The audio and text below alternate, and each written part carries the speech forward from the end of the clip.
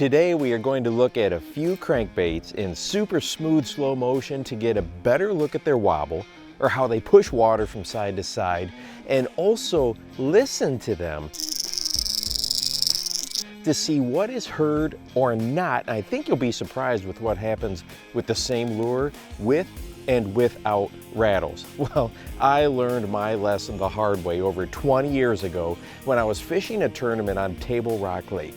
My co-angler and I pulled up to this point. We were both throwing deep diving crankbaits. I had 0 bites and he caught a limit in about 10 casts. Both lures were hitting the same depth and we were literally throwing to the same spot where a school of bass were all bunched up tight.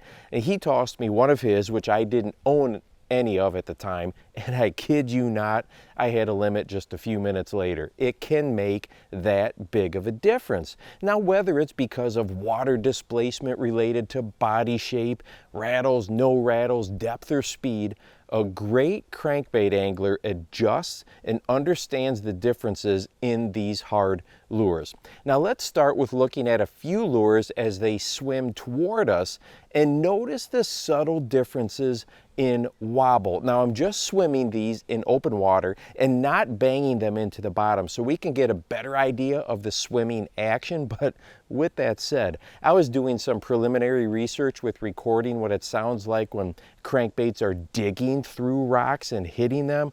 Wow. Just incredible. I can't wait to share that video with you. Now, this side-to-side swing of the lure pushes water and creates a ripple effect in the water column.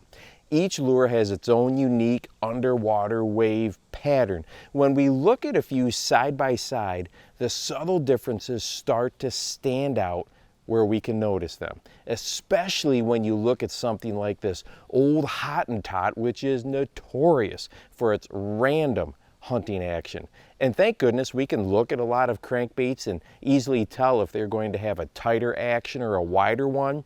But what I learned all those years ago, even those lures that would fall into the same category, let's say a wide wobble deep divers for instance, they still differ.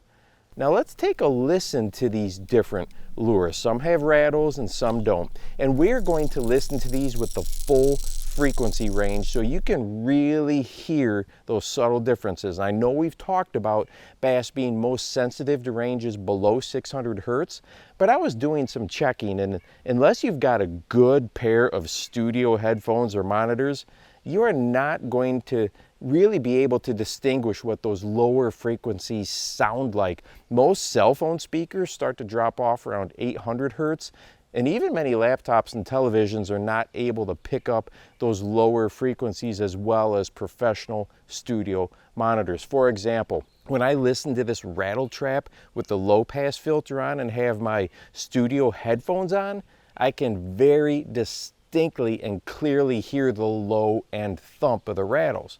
But when I listen just with my laptop speakers with the low pass filter on, I really can't hear anything. And I can't expect all of you to be sitting around with studio quality over-ear headphones. Well, anyway, let's take a listen to some of these different crankbaits. Here is a 5XD with rattles.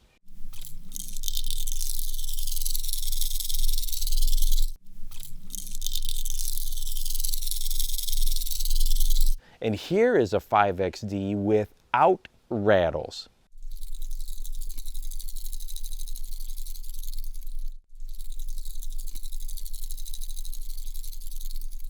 Now we can still hear a lot of clatter from the hooks, same lure, just with and without rattles. Now with my studio headphones on and listening to the silent version without rattles and the low pass filter on, the hooks clanging around could barely be picked up, but the version with the rattles had a distinct lower end thump to it.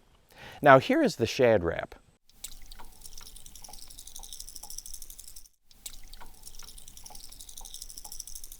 This is the traditional 1/4 ounce rattle trap, and as we all know, that thing is loud.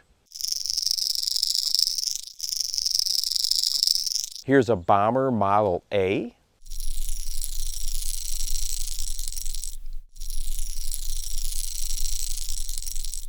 And this is a wiggle wart.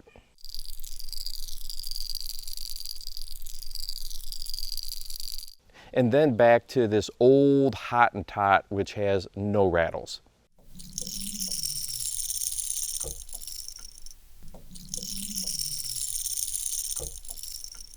Now, as you can tell, even with the lures that have rattles, the differences are quite noticeable.